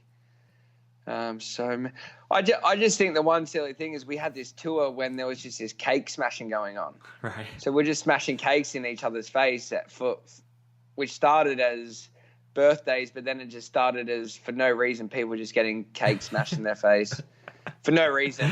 And then it just started to food, so people were getting pizzas, and it's not too stupid. I just can't, honestly, there's probably some stuff that I can't say. Yeah, for sure. And that one on the spot. Sorry, I can't come through with anything good on that one. It's all right. It must be wild, though, just been around like a bunch of friends all the time. Is there a point where you get a bit like, I just need my own fucking space?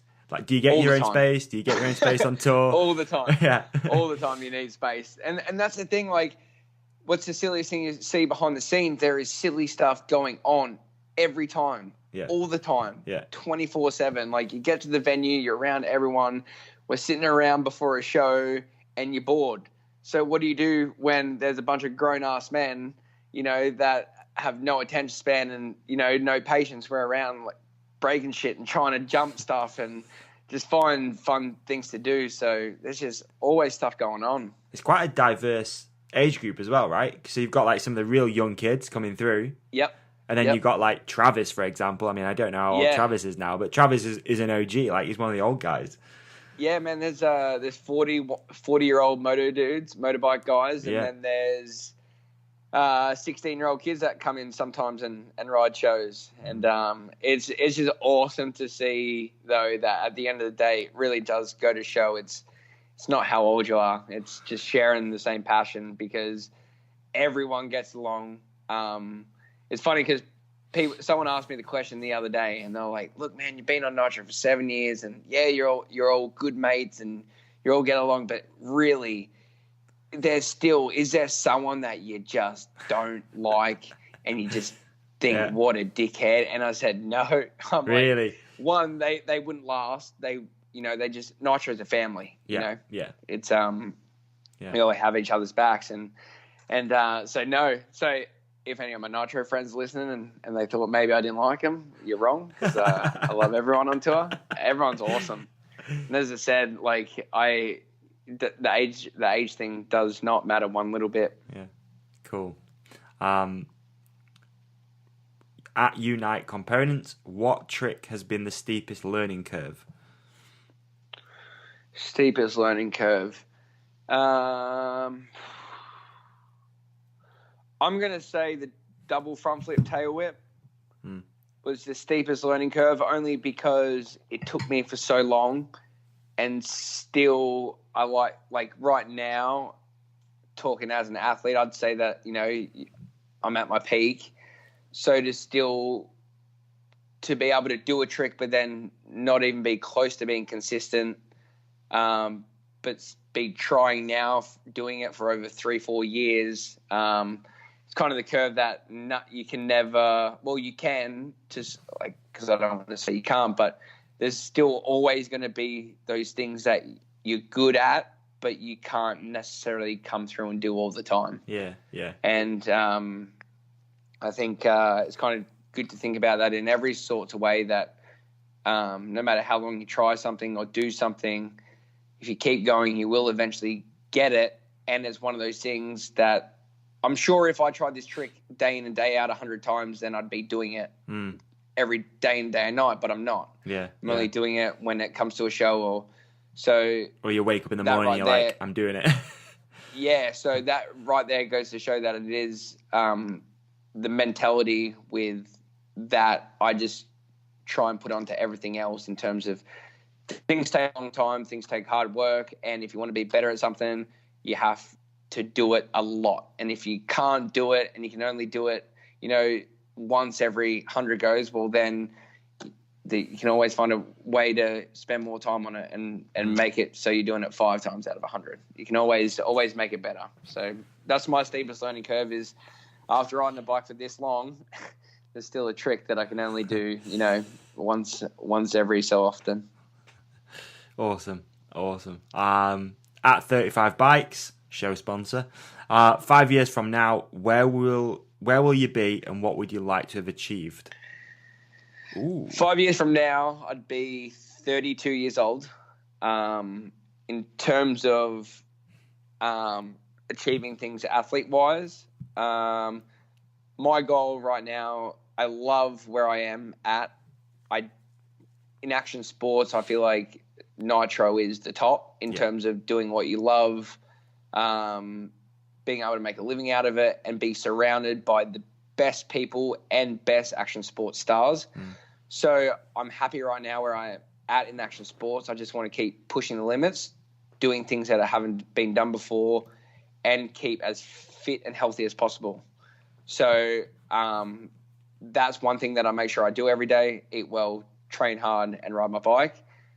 On the other side of things, as I said, this isn't going to last forever. I love creating things. So for me to be able to create a brand and see that grow over a few years is awesome. And that can mean from seeing a company grow from having 100 people to 500 people, or 5,000 people to 500,000 people. Yeah. Like, I don't care. Like, as long as I see little growths and little bits of excitement that make me excited and see that I'm progressing in something. So on that, this airbag company I have, something that I want to take on pretty seriously and go in with that, because it's the future of our sport. I want to be the guy in action sports that people feel comfortable with coming to and asking for an airbag, because it's overwhelming, because there's different kind of airbags, or what size to get, or is this going to be good enough, or that's one thing that's always stopped me from buying one. Right. So I want to be the guy that people feel comfortable. And I want to grow that brand as well as being fit and healthy. And to me, from growing my brand, I'm fit and healthy and doing what I love, well, then there's nothing else that I could ask for. Sure. Man, chilling. Yeah, for sure. What we got next? At Josh Evans BMX, what is a trick that you have thought of doing but haven't? Are you working on a new world first? Ooh. Yeah, all right. So there's a couple of things. So there's a couple of things. Keep your cards close to your chest, though, dude. People. Yeah. Okay. Well. Yeah. Well, one of them is pretty much so that double backflip 360 no hander I learned. Mm-hmm. Pretty much, there's a lot more that I know I can do with that trick. So expect a few double backflip 360 combos to come out, because that's on the plan. And one that I'll say, because someone's tried it to an airbag and done it. Well, Brandon Schmidt, he's a snowboarder actually. Yeah. But he hasn't done it to a ramp, but I would like to do a triple backflip 360. So instead of a double backflip 360. Yeah. Yeah, but in my head, what you do is you pull for a triple flip. So you go 1, 2, and as soon as you twist your head on a rotation that quick, you just flip. You just start to spin. So that's something that I think could work. I haven't tried it, but that's something that I'd like to do, is triple flip 360, and the double backflip 360 variations will be unlocked very shortly. Sick. Awesome. Video game stuff. Yeah. Old dried. Oh man, sorry, whoever your name is, I've screwed your name up. Old dried gin, I think it is. What was going through your mind in your recent Nitro Circus crash off the mega ramp? Oh shit! I'm pretty sure I saw that funny. as well. I'm pretty sure. So I was okay with the first clip that was posted over Instagram, because you couldn't see too badly what happened. But now that the new angles come out, you can see that I totally messed up, and it's kind of embarrassing. But I might as well let the whole world know, because screw it. But so I didn't know whether to go. Really, I'll get back to the question really quick. But I didn't know whether to do one pedal down, like one full crank down to the jump, or two full cranks down and then hit the jump. Mm-hmm. But it was windy, and the wind kept changing. And the weekends before, I'd only done one pedal. But it was windy, and I didn't know what to do, and the wind kept changing. as I dropped in, I did one pedal, got to the bottom, and just felt this huge gust of wind. And I was just so focused on doing this trick. You just don't pedal in between the ramp. It's just no one would ever be that silly because you're going so fast that it's like pedaling with no chain. Right. But I'm just so focused on this trick. And I felt like I was going that slow because the gust of wind was that bad that I've gone to frickin' pedal, man. And I've just, my foot slipped off. My hand started slipping off. I went to grab the brake. I hit the brake, and I was just like, it's too late. And as soon, like, I started doing a front flip off the ramp, and as soon as I took off the ramp, I knew I was okay. Like, that's just how I felt. I wasn't flipping out of control. I was upside down, but I knew where I was. I could see everything. And I was just hoping that I would land on the mats instead of the hard ground. So as soon as I took off, it's crazy how everything slows down so much. It feels like it was 60 seconds. But I got away with death on that one. I'm so lucky. Yeah. I'm so lucky. That was, as I said, I literally can't stop thinking about it. Even I'm almost scared that I'm going to go to pedal again the next time that I'm in the middle of the ramp because I can't stop thinking about like that feeling and the stupidity of what I did. I literally cannot stop thinking about it's bad. I need to stop thinking about it. I can't stop thinking about it. And the feeling of just, I knew straight away, I'm like, what have I done? But, live and learn. Oh, well, live and you learn. Live and you learn. Man, the people were stoked. The people loved it. It was better than, to be honest, I'm sure they would have preferred to see that than the trick landed. It is Nitro Circus. Oh, it was in a show as well? Yeah, it was in a show. Amazing. Sold out show. Oh, dear. All right, man. Well, it's been a blast. I feel like we could probably just sit here and chat about stuff forever. But we could. Thanks for having me on. Man. As I said, I saw that Jed Milden had been on and Josh Perry. Yeah. And I'd listened a few times, and I was like, "Oh man, love your stuff." So thank you. I really appreciate you reaching out, asking me to have me on because, as you can obviously tell, I love talking. So anytime I get a chance to talk, I'm all about it. But thanks for hearing me out, and thanks for having me on your podcast. Absolute pleasure, mate. Absolute pleasure. Anytime you want to jump on here. Hopefully next time you're in the UK, we can go grab a drink or something. There's a bunch of guys now that I want to meet. But yeah, for sure, man. Like I say, for people who don't already follow you, where can people find out about, you, your movements and all that sort of stuff? So my it's just my name, Todd Meyn, TODDMEYN. So at Todd Meyn on Instagram, Twitter, Facebook. My airbag company is DD Airbags. If you want to check that out. But yeah, as I said, thanks for having me on and tour schedule, nitrocircus.com. Tour schedule's right there. Yep. Make sure if you book a tour, go to the tour, go say hello to Todd if you're listening to this, and give him a fist bump from the Hook It podcast. Please do. All right. Cool, dude. Well, enjoy the rest of your day, and thanks again, man. I really appreciate you taking the time out to do this. It's good of you. Super early. No worries, man. Anytime. Have a good one. Thank you. I will. Take it easy. Cheers. All right, man. Wait there. I'm just ending the recording.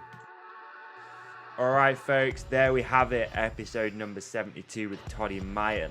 Before we wrap up and hit the finish line, let's just do a couple of quick shout-outs. And don't forget, if you want a shout-out, just fire it into the direct messages on Instagram or an email or whatever, and we'll make sure it gets done for you. First up, at Kershaw Benji05 wants to give a shout-out to Benji's Bike Repairs in Dundee. At Gibbo194 on Instagram, shout out to you, buddy. Zeta Lundal, shout out to my family for helping me mentally and chasing my dream to grow in the Swedish mountain bike scene. That's cool. Zach Michael Ides, shout out to Let's Have You for the kind words on the last podcast. Another cool one. At Pedal Addiction, shout out to everyone not fasting. Oh, and everyone who's at the Southern and National Enduros. Nice one, Scott. I'm not going to lie, it's 3:30 a.m. right now, and I am feeling it. At Ginsters, shout out to Zach Lester for getting on the podium last weekend. Hashtag crabfish. Oh, this is a good one. At Baxter.Baron, I will ride my bike off a roof into a pool if I get a shout out. There you have it. Baxter Barron. Fire that video over when it's ready. Let's get that jump done. And at DD Cycles, yes, you crazy C word. Big up the D&D homeboys. We are massive C word, but we love you. Jesus Christ. And that's it, guys. That's a wrap. Don't forget, leave a review on iTunes. That will automatically enter you to win a pair of Sax underwear. It also really helps the podcast grow. Follow us on Instagram at the Hook It Podcast, on iTunes as well. Don't forget to subscribe. You will get all the episodes instantly. Facebook, the Hook It Podcast. We've got a closed Facebook group full of members and people who enjoy listening. And yeah, it's a cool little community we've got going on there. That's the Hook It Podcast listeners on Facebook. And I think that's about it. Oh, don't forget, hookitproducts.co.uk, our show sponsor. Enter promo code podcast, 10% off right there. And big up Sax Underwear for keeping all our nuts fresh. That's a wrap, guys. Enjoy the rest of your week. Peace out. See you for episode number 73, which incidentally will not be Lance Armstrong. But yeah, sorry about that little April Fool's gag. Peace out.